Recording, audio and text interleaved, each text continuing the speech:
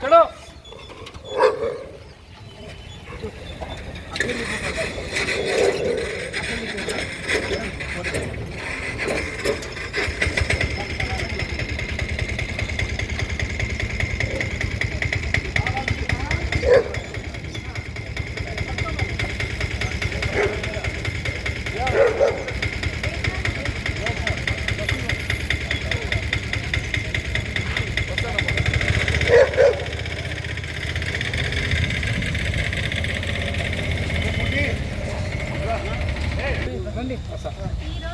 ఈరోజు July 6న zoonosis day సందర్భంగా బేతంచెర్ల పట్టణంలో దాదాపు 100 కుక్కల దాకా ఉచితంగా టీకాల కార్యక్రమం యాంటీ రేబీస్ టీకాల కార్యక్రమం చేపట్టడం జరిగింది.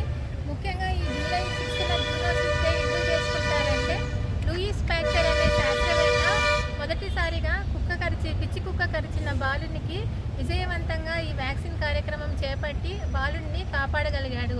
అందుకు ప్రతి సంవత్సరం జూలై 6న జూనోసిస్ డేని జరుపుకుంటున్నాము.